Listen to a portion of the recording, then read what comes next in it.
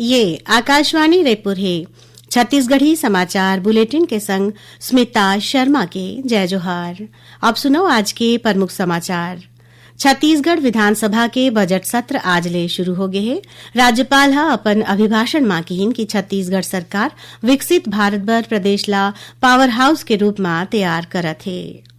वित्त मंत्री हा आज सदन में आर्थिक सर्वेक्षण पेश करीन। एकर अनुसार बछर 2025-26 में छत्तीसगढ़ के सकल राज्य घरेलू उत्पाद 11.5% बढ़े के अनुमान है। और बीजापुर जिला में आज आईडी विस्फोट के चपेट में आये सुरक्षा बल के एक जन जवान घायल हो गए। अब समाचार विस्तार ले। छत्तीसगढ़ विधानसभा के बजट सत्र आज ले शुरू हो गए है। 20 मार्च तक चलैया ये सत्र के दौरान कुल 15 ठन बैठका होही। सत्र की शुरुआत राज्यपाल रमेन डेका के अभिभाषण ले होइस। राज्यपाल हा अपन अभिभाषण में कहिन कि छत्तीसगढ़ सरकार विकसित भारत बर प्रदेश ला पावर हाउस के रूप में तैयार करत है। एखर बर एनर्जी समिट के आयोजन घलो करेगिस, जेमा 3.5 लाख करोड़ रुपया के निवेश प्रस्ताव मिलिस। राज्यपाल हा बताइन कि सरकार प्रदेश ला मैन्युफैक्चरिंग और सर्विस इंडस्ट्री के हब बनाए बर संकल्पित है। सरकार हा डिजिटल गवर्नेंस के माध्यम ले पारदर्शिता ला अपनाए है। लाल फीताशाही ला रोके बर ई फाइल के व्यवस्था लागू करे गे है। संगे संग बायोमेट्रिक अटेंडेंस सिस्टम घलो शुरू होए है। राज्यपाल हा कहिन कि छत्तीसगढ़ अब तेजी ले वैश्विक टूरिज्म के नक्शा में अपन जगह बनावत है। उमन कहिन कि छत्तीसगढ़ में विकास की बहुत संभावना है। यहाँ के सरल सहज और मेहनती जनता के सेती राज्य सरकार हा ये संभावना ला हासिल करे के दिशा में कड़ा मेहनत करत है। राज्यपाल हा कहिन कि राज्य के किसान मंडहार ले उगाए जाने वाला अनाज निर्यात के माध्यम ले ज्यादा मात्रा में विदेश पहुंच सके। एखर बर छत्तीसगढ़ सरकार ऐसन तकनीक में काम करत है जेखर ले अनाज के उमर ला बढ़ाए जा सके। एखर बर इंदिरा गांधी कृषि विश्वविद्यालय रायपुर में भाभा परमाणु अनुसंधान केंद्र के मदद ले सेंटर ऑफ एक्सीलेंस के स्थापना करे जावत है। राज्यपाल हा कहिन कि सरकार हा माओवादी मन के आत्मसमर्पण बर सुघ्घर नीति बनाए है, जेखर सेती भटके युवा मन हा अब मुख्य धारा में शामिल होवत हैं। ओमन कहिन कि छत्तीसगढ़ तेजी ले माओवादी आतंक ले मुक्त होए के दिशा में आगू बढ़त है। ओमन कहिन कि जौनधूर नक्सल प्रभावित इलाका ला माओवाद ले मुक्त करे गे हवय, उहाँ नियद नेल्ला नार योजना के माध्यम ले बुनियादी सुविधा देवाए जाथे। संगे संग बस्तर में विकास बर कनेक्टिविटी ला ज्यादा प्राथमिकता देगे हवय। वित्त मंत्री ओपी चौधरी हा आज सदन में आर्थिक सर्वेक्षण पेश करेन। एकर अनुसार बछर 2025-26 में छत्तीसगढ़ के सकल राज्य घरेलू उत्पाद जीएसडीपी पाछू बछर के तुलना में 11.57% बढ़े के अनुमान है। चालू वित्तीय बछर में सकल राज्य घरेलू उत्पाद बढ़ के 6,31,291 करोड़ रुपया होना संभावित है। ये वृद्धि दर राष्ट्रीय औसत ले ज्यादा है।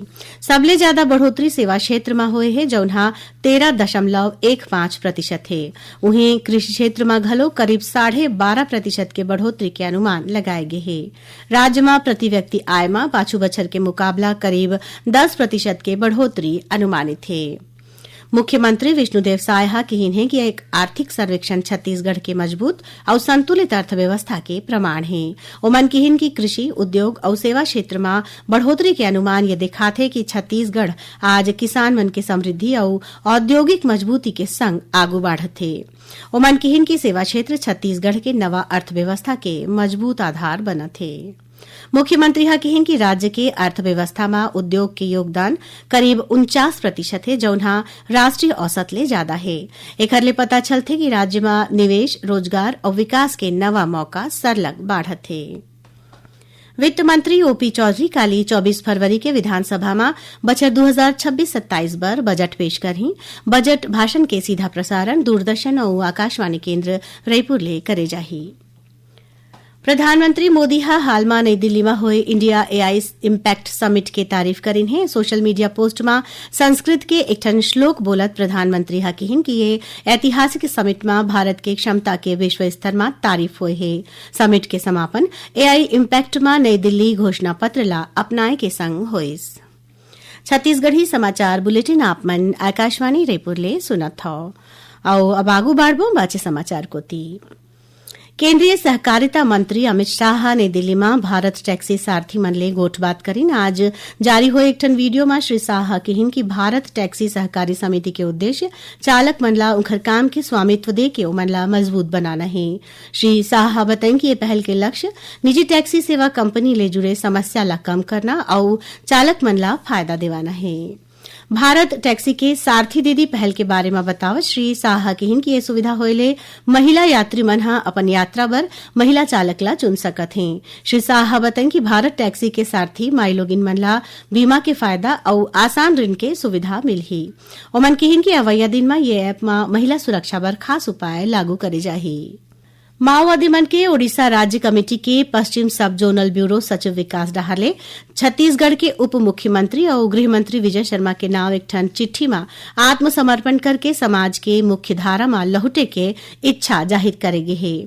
ये पत्र के अनुसार बलांगीर, बरगढ़ और महासमुंद इलाका में सक्रिय करीब 15 जन माओवादी मन 2 या 3 मार्च के आत्मसमर्पण करना चाहत हैं। ये पत्र के जवाब में उप मुख्यमंत्री विजय शर्मा हा माओवादी मन ले अपील करीन है कि ओमन हा कोनो भी प्रकार के चिंता झन करें और संबंधित जिला के पुलिस अधिकारी मन ले मिलके आत्मसमर्पण करें। सरकार उनकर स्वागत करही और उनकर पुनर्वास बर सबो संभव उपाय करे जाही। आप सभी 15 साथियों को मैं ये कहना चाहता हूं, जैसे कि दिनांक आपने दिया है कि मार्च 2 और 3 तक आप वापस आना चाहते हैं, आप अवश्य आ जाएं। इसके लिए किसी प्रकार की चिंता आप मन में न रखें। आपको यह भी कहना चाहता हूं कि एक मोबाइल नंबर है, उसको आप नोट कर लें, 7646935894। इस मोबाइल नंबर पर आप कॉल कर लें। महासमुंद के एसपी हैं, उनसे आप संपर्क कर लीजिए। आईजी का नंबर हो तो आप उनसे संपर्क कर लीजिए। किसी से भी संपर्क आप कर लीजिए, आप सुरक्षित वापस आ जाएंगे। केंद्रीय गृह मंत्री माननीय अमित शाह जी ने भी बड़ी स्पष्टता से इस बात को कहा है कि आने वाले सारे ही ऐसे साथी जो पुनर्वास करना चाहते हैं, मुख्य धारा में लौटना चाहते हैं, उनका लाल कालीन बिछाकर स्वागत किया जाएगा। हथियार जो भी आपके हाथ में है वो आप जरूर लेते आए। 2 और 3 मार्च से और आगे समय न जाए, इसका आप जरूर ध्यान रखिएगा। उप मुख्यमंत्री श्री शर्मा के माओवादी मन के नाव संपूर्ण अपील के प्रसारण घलो आकाशवाणी डहारले करे जाही। ये प्रसारण आकाशवाणी के छत्तीसगढ़ के आने केंद्र डहारले 25 फरवरी तक बिहनिया 9:20 ले और संझा 5:03 ले करे जाही।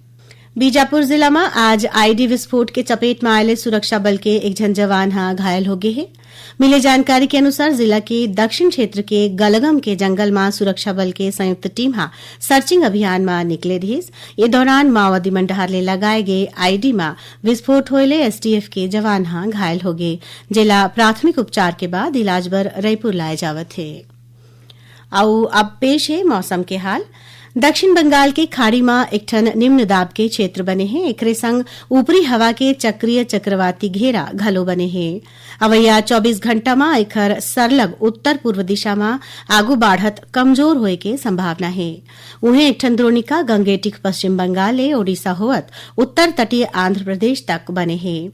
एकर प्रभाव ले अवैया 24 घंटा में मध्य और दक्षिण छत्तीसगढ़ के 1-2 जगह में हल्का वर्षा होए के या गरज चमक के संग छींटा पड़े के संभावना है।